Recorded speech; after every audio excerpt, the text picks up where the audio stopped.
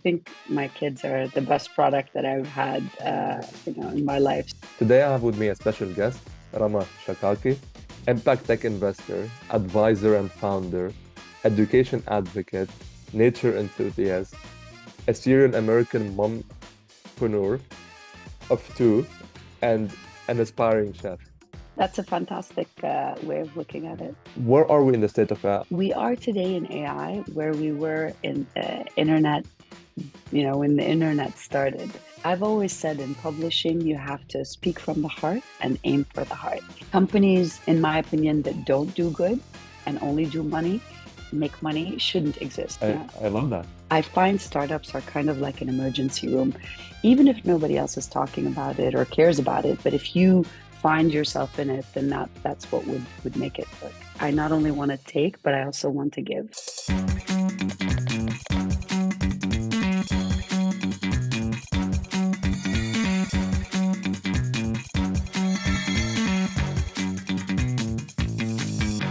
Hey everyone, welcome to a new episode of the AI Business Show, the show where you'll best learn about business, entrepreneurship, and tech. Today I have with me a special guest, Rama Chakaki. She's an entrepreneur, VC, coder herself, philanthropist. We'll speak about all that through the episode. Rama, welcome to the show. Thank you so much. Looking at what you do, you define yourself as an impact tech investor, advisor and founder, education advocate, nature enthusiast, a Syrian American mompreneur of two, and an aspiring chef. Right. What's your favorite definition of yourself? I think the mompreneur is the best because it defines the journey that I've taken. And I think my kids are the best product that I've had, in my life. So probably that. And then the second best is the nature enthusiast. Okay. Looking through that, we go back and look at your career. We see that your career is divided into like three major parts. You have the startups part, recently the investing, and philanthropic work. I want to kind of to get into each, starting with the philanthropy. You're a founder of EdSeed. Yeah. You started EdSeed. Can you tell us more about what is EdSeed? What was the goal behind it, or Sure. like where did it originate from? Yeah. So EdSeed is part of a larger organization called the VIP Fund. And VIP stands for Very Important Projects. And really the thing that drew my attention when I spent time in the Middle East was how many young people there are. Demographically, they just represent the larger population, and how challenging it is for them to live at a time where there's a lot of conflict around them, especially those who were at university age. And so the VIP Fund is supporting youth who are impacted by conflict at a university age. Through the EdSeed crowdfunding platform, we help them raise funds for their higher education. And then we also offer them mentoring and online connections to work opportunities in Silicon Valley and beyond. Okay.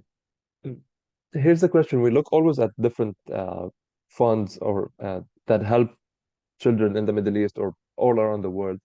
How do you persuade people to contribute to the fund or to go on the crowdfunding platform and get in? Like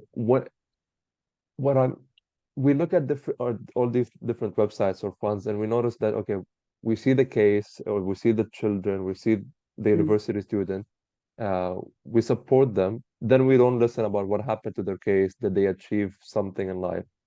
What's the motivation you try to give donators to keep on funding the different cases? Yeah, so one thing that's unique about the VIP Fund and EdSeed is the organization is 100% managed by the beneficiaries or the people that are actually. And so they come in, we train them on how to run EdSeed, and then they create their own campaigns, they manage the communication, they decide how to tell their story. So I've always said in publishing, you have to speak from the heart and aim for the heart. And because the campaigns are very genuine and in the voice of the young people themselves, we find a very strong connection is built between them and those who want to support them on their journey. And so I think that's the main differentiator for why people keep coming and donating again and again.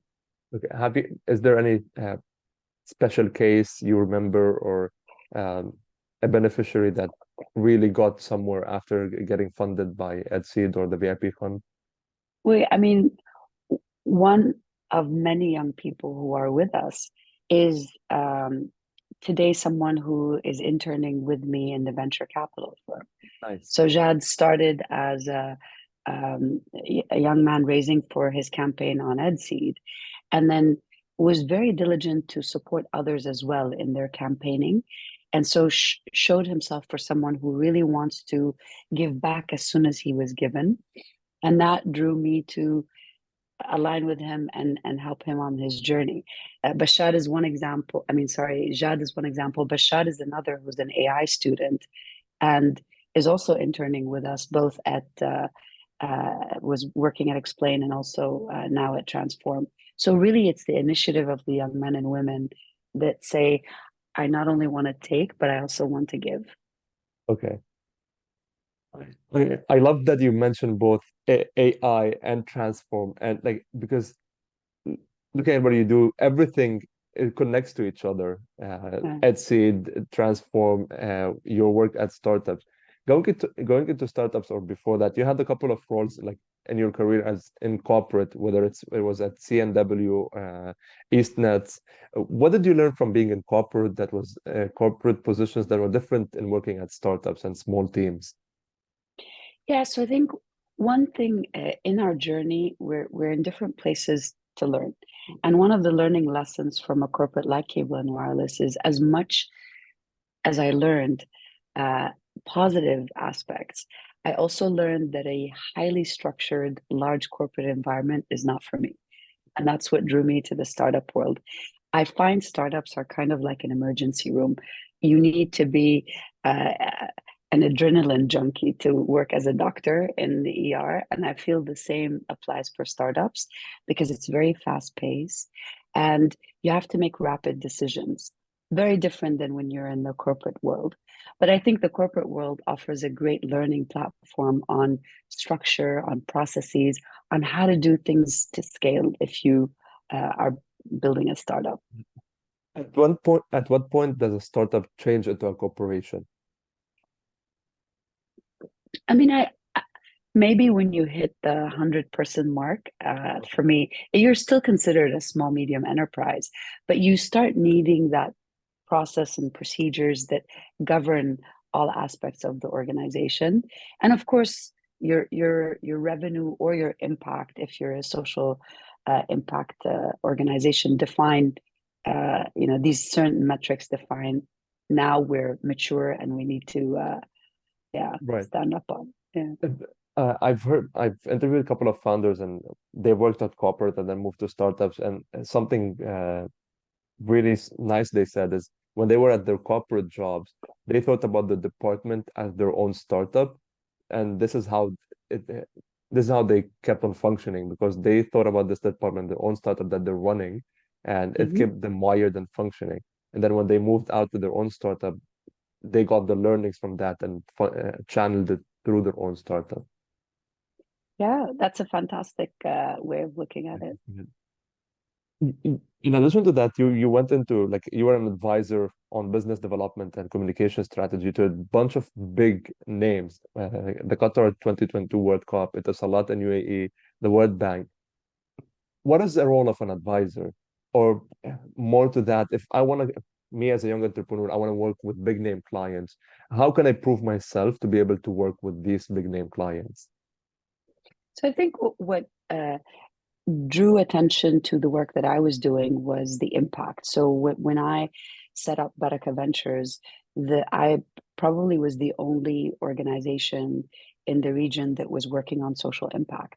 And so Qatar 2022, when they were writing the bid book, they needed to do two chapters on the impact of the games, the social, the environmental impact. And being the only firm, Arab firm at the time, that was, able to do the research, do the recommendations.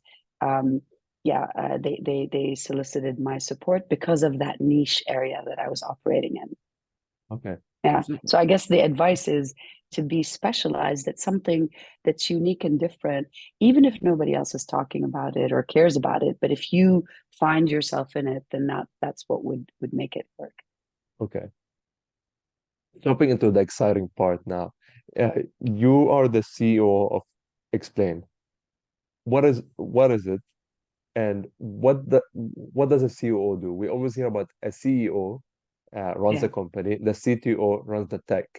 What does the COO do, and what's Explain? Sure. So I'll start out by saying Explain is one of the portfolio companies at Transform. And until late November, I was the COO of the company. And then it transitioned into a different phase where it no longer needed a COO for that particular period. And the CEO took over all the operations. But typically, what a chief operating officer does is they provide a very good complement to the CEO skills.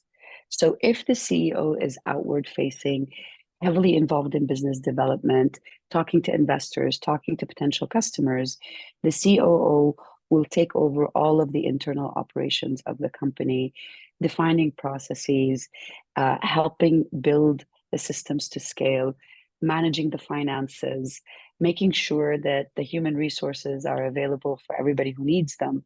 So it's really the like the I would liken it to the Department of Internal Affairs versus External Affairs. Okay. That's yeah. And that role. And what's Explain? Right. Explain is a very exciting company. It's a platform that is designed to make AI accessible for all. It manages the entire life cycle of building AI models um, easily for people that are not necessarily AI scientists, but maybe product managers.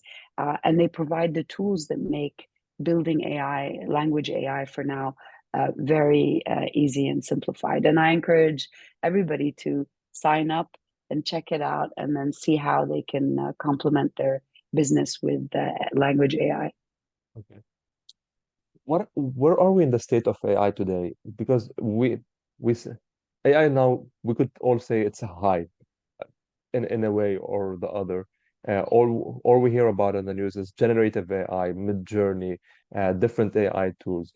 Where are we in the state of AI? Are we going to be, is it going to get us more than what Web3 was in 2020 and 2021? Are we going to see real use cases in real life that solve real problems? Absolutely. I mean, AI is here to stay, and it's definitely now at the heart of a lot of organizations. And there's a very rapid adoption of AI across different industries. Um, we are today in AI where we were in internet, when the internet started. Okay. And it really is the biggest disruption since the internet started. So imagine 20 years later and look at the internet and everything that it does for us. Similarly, that's what AI will be offering. And today, there, without probably you knowing, there's AI in everything from telecom to healthcare to aviation and more. The use cases are extremely widespread and very practical and real. Okay. So, and so the AI is still part of companies. Would we ever see a big, other than ChatGPT or OpenAI, would we see a big AI startup that emerges that has its own name, own brand, and not just part of being part of an organization that already exists? Yeah, and already there are plenty of them. I mean, because AI is now at the beginning of its time, kind of like the internet in terms of commercialization, most of the investment is happening in the infrastructure side of AI. So you have companies like Hugging Face, like Explain, that are offering the tools to for people who are outside of the industry to rapidly, develop and grow. But I think you'll start hearing more and more names of specialized AI companies. For example, one of our friends in the ecosystem, Writer.com, is run by my Habib, who started a language AI company, and that's fast growing. Another example is Tonal, if you've heard of it, the home gym.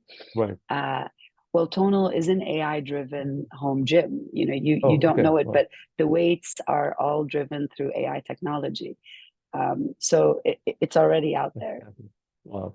I like this about Tonal, and we're going back to talk more about that. Uh, Sure. you lived in the Middle East, you worked in the Middle East. Uh, where does the Middle East stand today on AI? Are we, what are the challenges and opportunities you see for the MENA region in terms of AI? So I think the GCC countries are very bullish on AI, particularly heavy investment in Qatar and Saudi and in the UAE, and especially with language AI. So you see them investing in building automated speech recognition models that are allowing the Arabic language to take a uh, key space in AI development. Um, Largely, we're still consumers more than we are developers, but there are amazing scientists that are working in the folds of Amazon, of Netflix, that are of Arab origin. And when I was working at Explain, we trained a generation of AI would-be scientists in the UAE on how to build AI language models. Um, so I think that's kind of the positive aspect, is that they recognize it, they're investing in it. There are startup accelerators that are focused on AI, and there are VCs that are putting money into AI in the region, which is all positive. You said something that's really caught my attention, and you said we're still, in a way, a consumer of technology in Mm. that region. What would help us become a producer of technology? So definitely the widespread adoption, but also a lot of public-private sector collaboration. The reason why the US is on the forefront of technology is they invest heavily into research.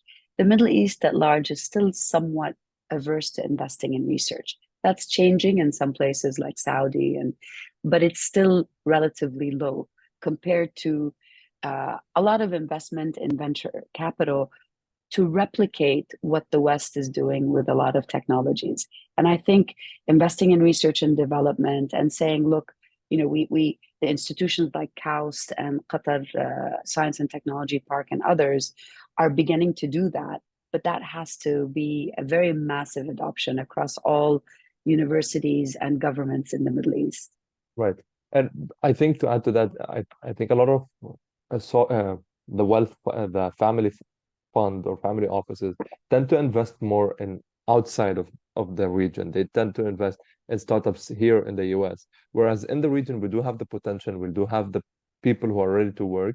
We might need more funding at some points to achieve that. And if any VC or family office management fund is listening to this, invest in the region. Yeah.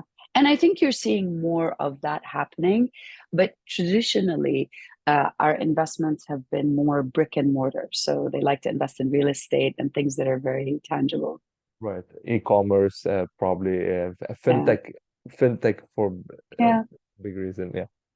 Uh, you mentioned a tunnel, and I think looking at the portfolio at Transform VC, you've invested in tunnel. How did you get into investing? You did the VIP fund, but how did you get into Transform VC? And Yeah. So I've been investing since 2005.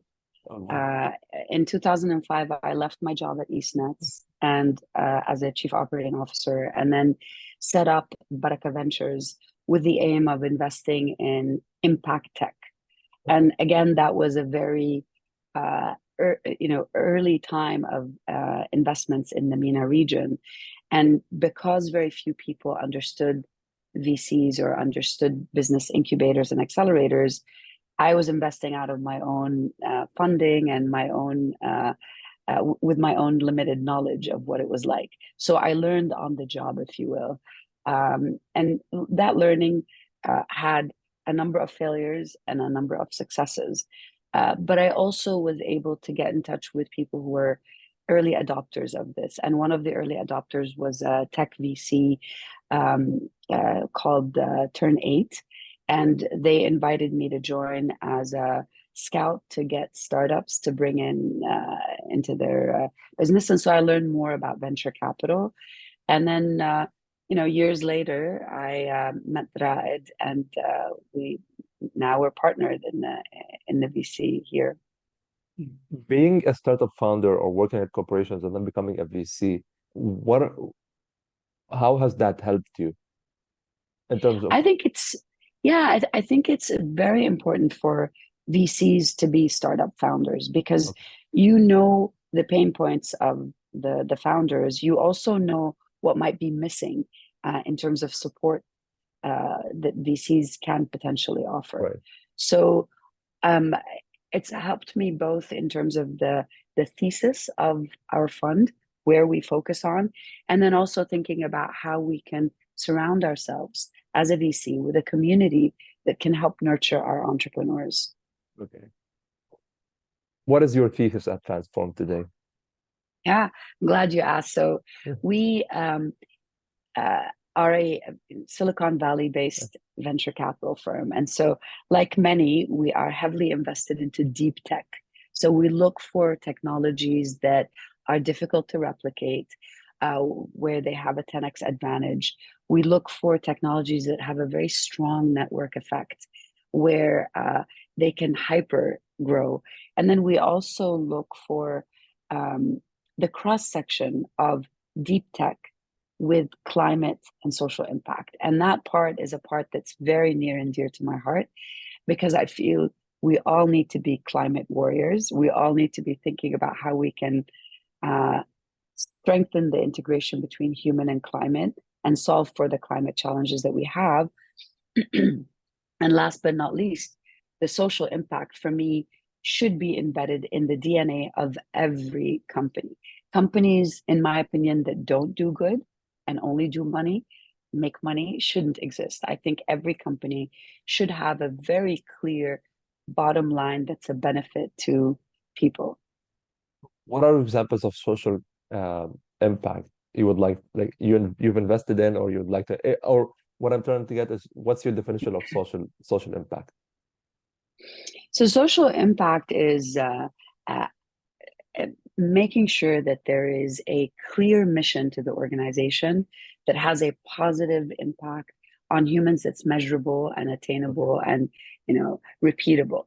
So you could argue that a lot of ed tech has a strong impact, especially if it's um, concerned with marginalized groups that aren't typically getting access to right. education. But that impact can exist in real estate. Like, for example, here in the States, leveling the playing field so that minorities have the same access to real estate as non minorities, or people who had been marginalized, like the Black community, are able to access real estate investments easily and readily. So we usually ask founders to name that impact that they're going to have. Example of tonal is improving health so that less people are uh, going to hospitals or going to ERs. So as long as you're able to articulate a social impact and measure it and report on it, then it can be anything that you want it to be as a founder. Okay. I love that. I want to get into climate a little bit. Uh, is climate just about having solar panels, or are we more evolved into deeper into solving the climate issues? What are more climate issues you see or you look at that you're like, okay, this needs solving, a startup needs to get in there and solve that climate issue problem?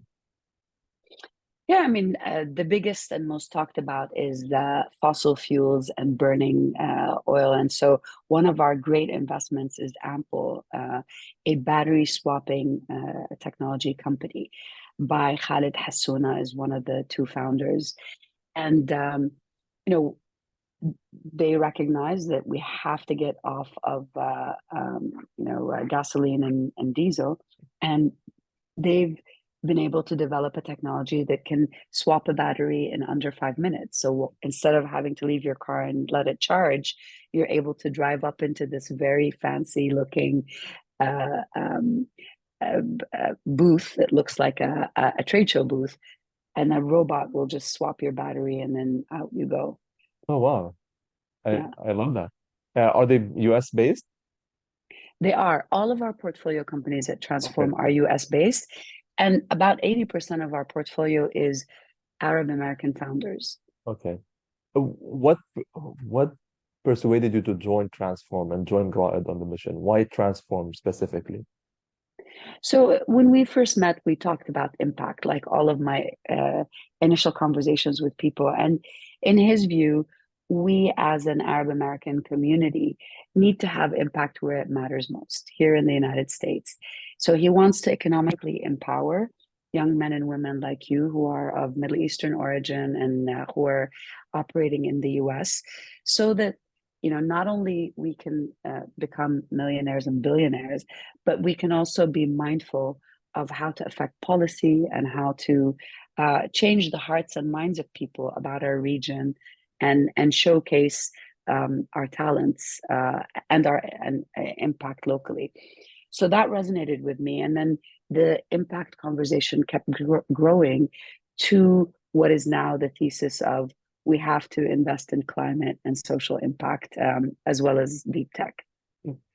I like what you just said because I think a lot of people, Middle Eastern people, they move to the US, they live here probably sometimes 20, 15 years, more than that, or sometimes they get children and they have second and third and fourth generation, but they never want to affect policy or change the environment around them because they think, okay, we're just here for a short time and then we're going to go back to our countries, and then they live here for 40 years. So I think looking at the US becomes your second home when you live here. Yeah, So you have to integrate yourself into the society and think about how you're gonna make this place a better place for you, yourself, your kids to live here and make an impact, as you just said. So exactly. uh, you invest in startups that have long term to get returns back to you. Mm-hmm. Uh, how do you deal with that? You yourself in this, like the psychology of waiting 10, 15 years for that startup to exit or to IPO or whatever, or and how do you persuade your LP to join that mission of having this social impact and long time waiting Mm-hmm. to generate back?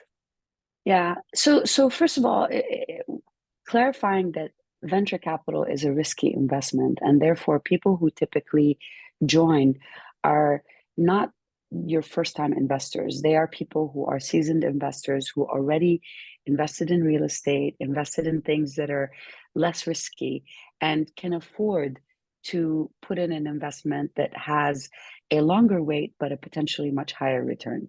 So that's the first fact. The second is we typically don't wait on the sidelines. We're very much engaged with our portfolio companies, and we're constantly helping them through their journey to get higher investments from people we co-invest with in the industry, but also on strategy, connecting them with advisors that are experts in their domain and can really help guide them from one phase to another.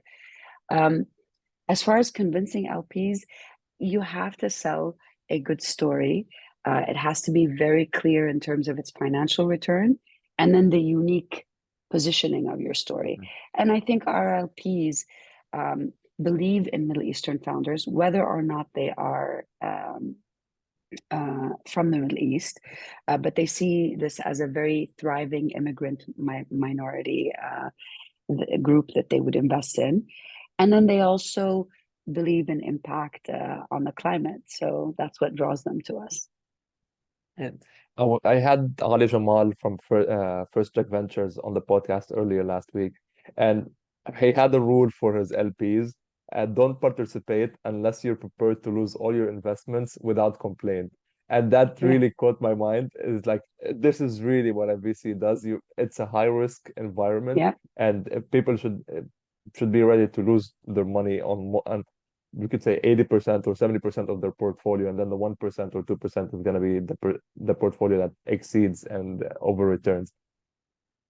What is the state of climate today? Where are we? What are the trends? What can we do to solve climate issues for the future?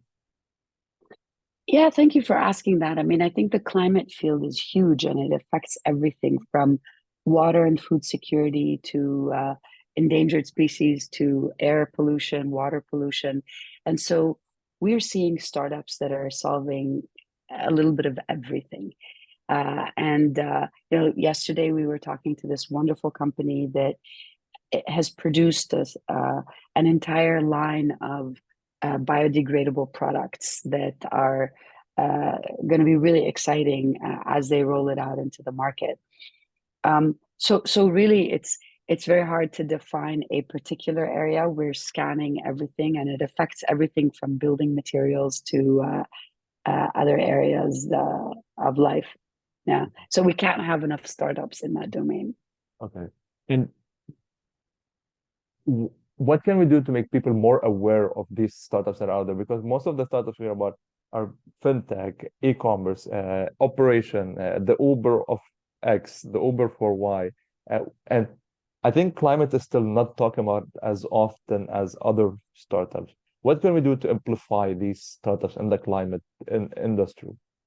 Well, I think showcase some of the opportunities that entrepreneurs have already embarked on, and show them for the heroes that they are because they took risks. Like for example, Khalid Hassouna, the co-founder of Ample. I mean, he and his co-founder used to be laughed out of VC in Silicon Valley, but they pursued it, and we took an early investment in them, and now they have an over $1 billion valuation. BlackRock has invested in them, and they continue to grow significantly. So I think if we showcase examples, we really then invite others to join and realize that this is a very real high return investment and not as risky or not as like marginalized as people once used to think it was. Right. Uh, you wrote an article about why are equal and impact investors different? Yeah. Uh, uh, could you summarize the idea for us?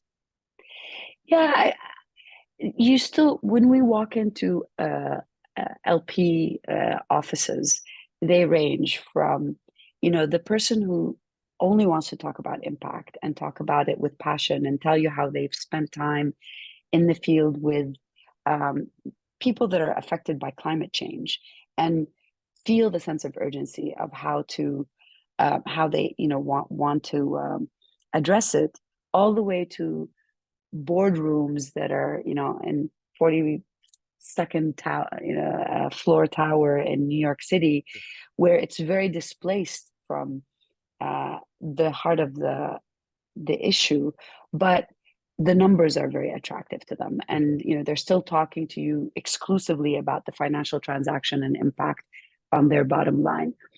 And you have to be able, as VC, to talk to everyone and be able to address all of their needs and concerns.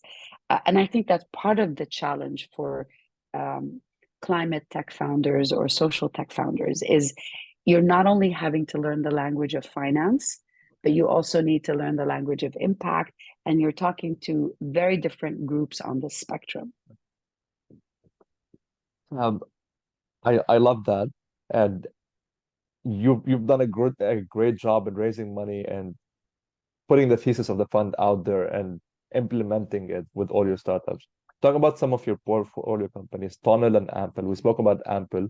Uh, I want to know when a founder gets to you or when a founder reaches out, what's the process like? How do you sit with the founders? How do you identify that that's a great founder I want to invest in? Sure. So Um, typically, we either get a referral of a founder, or founders find us online and they send in their deck and some of the information about them. So the first thing we do is look at whether or not this is a space that we understand. So it could be a climate tech area that we are not familiar with. Let's say like the food agribusiness. And so the first thing we would do is invite one of the advisors in our community to help us evaluate the startup in the Okay. investment committee. And one of the people who are in our team has to champion it and say, I believe in this because I see the founder. I really love their approach, and they match our criteria. And then if they match our criteria, then we go to the next level and say, okay, how does the business fit our portfolio? And we typically invite the founder for an initial chat.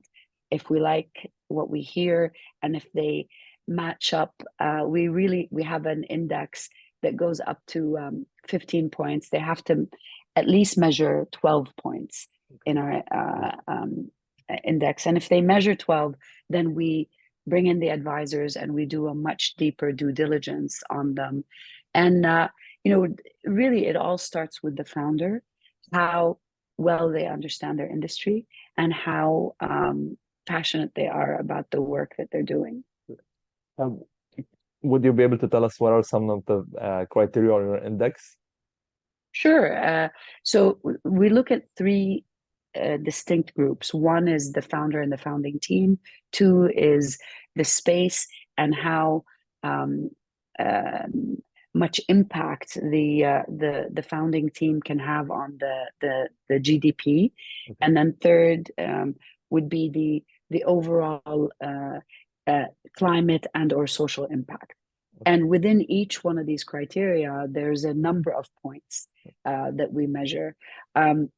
So, for example, with the founding team, we look at how much do they know the industry? Are they new to it, or are they deeply embedded in it?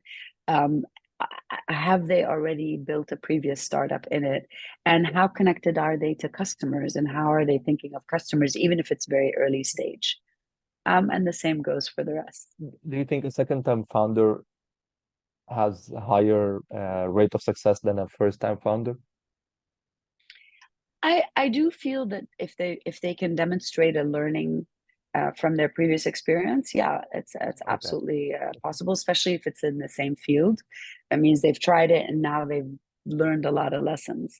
But there are a lot of first-time founders that are incredible, especially when they come to us from like YC Combinator. They've already been groomed and trained, and there's a lot of nurturing that happens there. Right.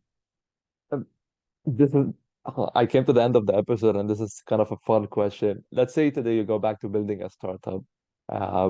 What startup idea do you have in your mind that like this should exist and I'm going to build that? That's a good question. I think of it often. Every stage of life, there's a different one that I'm attracted to.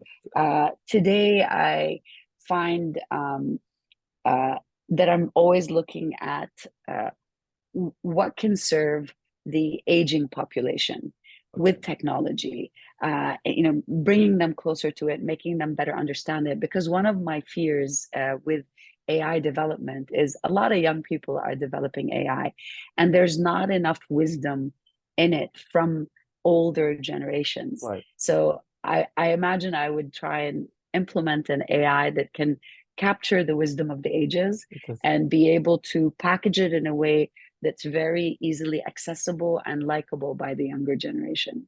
Okay, that's interesting. Yeah. Last question. Is there a startup that's under the radar that you've looked at that you're like, okay, this is a startup or this is a founder I need to invest in? There are a couple of female founders that we're talking to in the climate and in the mental health space that I think are absolutely fantastic. And we're tracking their progress, and we'll likely make several investments in female founders this year. A few of them are I've already mentioned, like in the climate space and mental health tech.